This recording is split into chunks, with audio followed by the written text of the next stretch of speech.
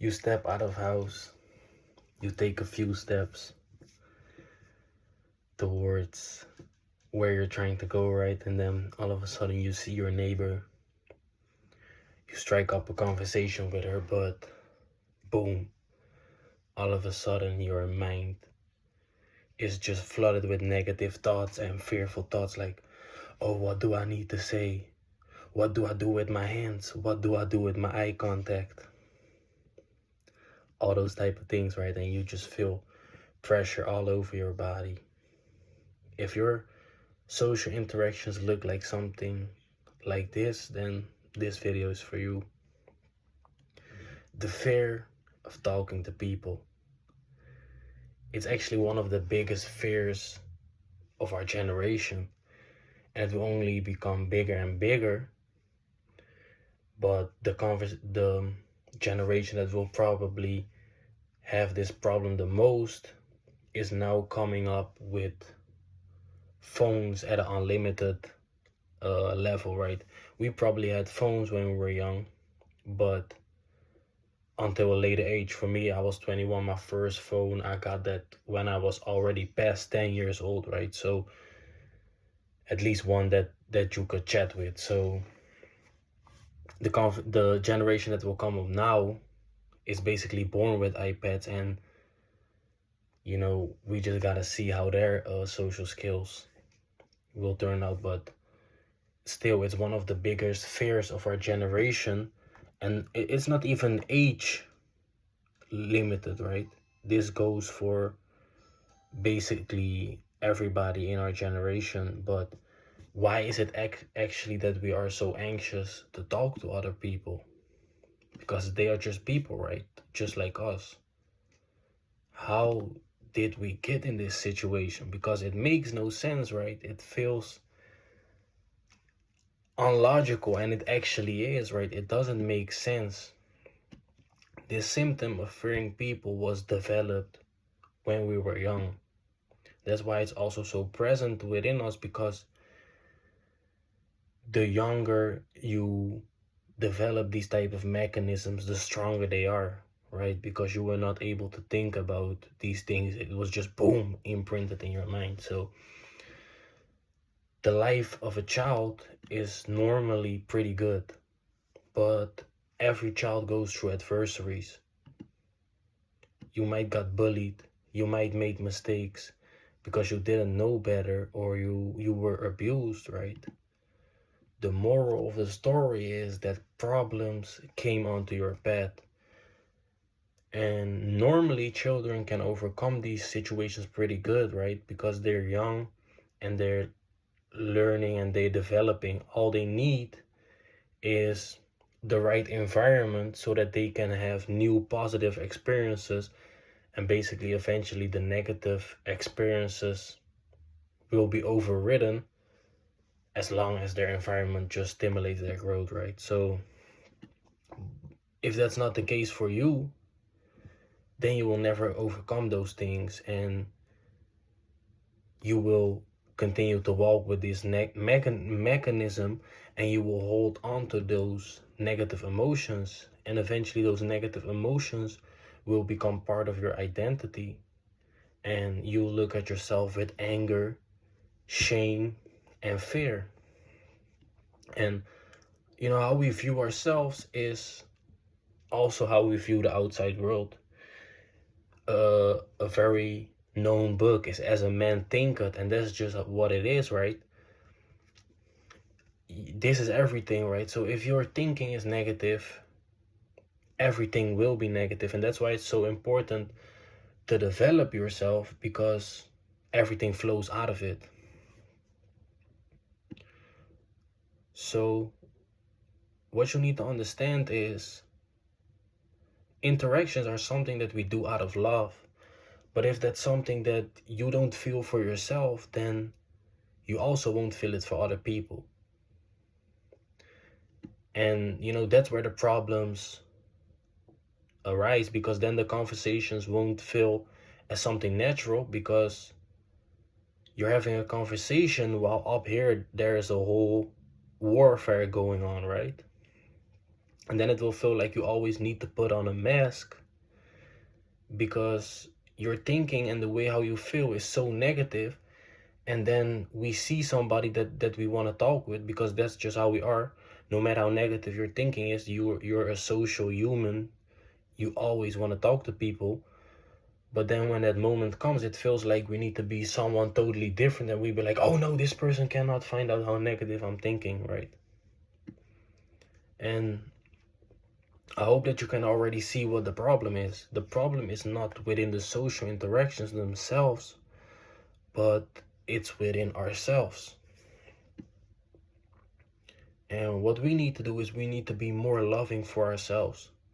Because when we develop that love for ourselves, then it will automatically flow into everything that we do. And then your interactions will go from, oh, what do I say, what do I do, and things like that. Now you're just in the moment and you're feeling love for yourself. You will automatically feel love for another person way easier. And then it will just, the conversation will just be based on having the conversation and not on, oh, what do I say, and things like that, right? So most people, their thinking, their everyday thinking is so negative about themselves, and they don't even know it, right? It's something that is going on so unaware and so unconscious, because all these things happen at a young age. And that's also the danger basically with identities, because identities, we form them, and a lot of people are like, oh, I'm hot-headed and things like that, I got a short fuse, and that those things are stupid to say, because you're identifying with emotions, things that can be overcome, right? But a lot of people don't know that, and that's because they're too caught up in their thinking, and they never find a way to take a step back from that, right? And that's what we need to do. You need to stop being your worst enemy. You should never feel like your thoughts are painful and that they are full of shame, because you're telling yourself that whatever you overcame, that you need to be ashamed of those things, right? But like I've said, these things all come down to how you grew up and the emotions that you associate with yourself, right? But like I've said, all these emotions can be overcome. Your task is to be the gatekeeper of your thinking, so that we no longer allow negative thoughts to ruin our life and form identities based on those negative thoughts. And they in turn develop emotions within us, right? And emotions, if you continue to feel emotions daily and just at a regular base, then those emotions will basically become part of you, right? That's why I gave the example, right? Some people are hot-headed and short-fused because they have experienced the emotion of anger so much that they think it's theirs. And that's the same probably for you with shame or fear and things like that, right? But also the same goes for the upside. The moment when you start controlling your thinking, you will automatically control the way how you feel as well. And this is something that takes time, right? This is definitely not a instant quick thing, right? That's not how it works. But you need to become aware of the moments when you are judging yourself, right? So that it will become better and better, and then automatically you will associate good feelings with yourself more and more, and through that the negative emotions will lose their power, because you can view your identity as a bar, right? A full bar is 1 bar, right, is 100%. And if you're 80% negative emotions, then you will only be 20% positive emotions. But if you will allow yourself to feel more positive emotions through controlling your thinking, then automatically that previous level of 20 will grow and grow. And then, next month you will be at 30% good emotions. And then automatically through that, the negative emotions will become at 70%. So they get lower and lower, and eventually you will just associate yourself with more positive emotions and more positive emotions. So like I've said, we need to be aware of when we are judging ourselves and when we are being our own enemy, right? And a lot of times what people also do is seeing, oh, they're judging me, they're saying this and that. But you always need to take responsibility. It's always something that is going up in here. And the moment when it's going up in here, you're still thinking about the other people thinking about you. It's still you thinking. The moment they can say whatever and do whatever, if you're not thinking about it and you don't allow it to control you, then those negative emotions don't exist. It's not like people cannot throw negative emotions at you, because then you would be basically forever a victim. I just throw anger at you and then boom, you go in a rage. It's not how it works. It's all thinking that determines what you will feel, right? So when you notice that you are judging yourself too much, don't escape that feeling by going into bad habits. You need to stay mindful and tell yourself that it's something that you need to experience to learn how to love yourself. Because that's also, why these emotions and thoughts are so present in your life, because you're so used to them. And whenever they came up, you probably felt like, oh no, here they are again, and then you felt like you need to escape those things. But that's not what you need to do, because through that we only dig deeper holes for ourselves, because bad habits will also leave a huge effect on who you are, right? Smoking, things like that, masturbating. You can use those things to feel better for the moment, but it's never how that actually works, right? You already know that it will just only gradually take you into a deeper hellhole, basically. So we should not do that. And what you also need to know is, you might be walking around with emotions that you have never actually dealt with because of this. What you're doing, you're always escaping them, right? You're always running away from them. And that's also what I noticed with myself. The moment when I stopped doing basically all bad habits, it's not like it immediately becomes easier, because sometimes it feels like all of a sudden you let go of everything and then it comes pouring down, right? But that's normal, and that's why struggle and things like that should be really expected on this journey. What you need to know is that you're safe now, right?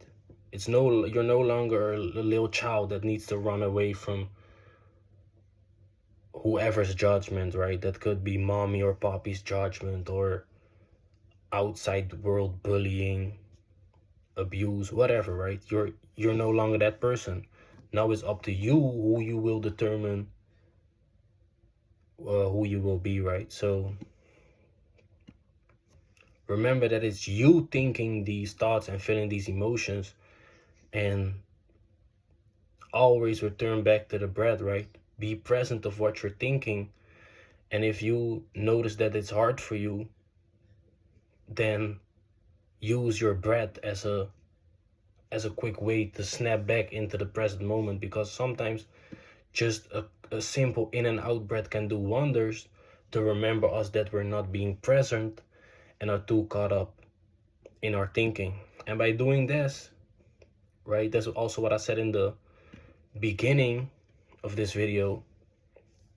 By doing this, we will develop ourselves, right? And when we develop ourselves, everything will automatically be better, because the version that we give the world is just a version of higher value. So you will only get higher value results. That's just how it works. So there goes a lot more things into mindfulness and loving yourself and being present, but this is a great way for you to start.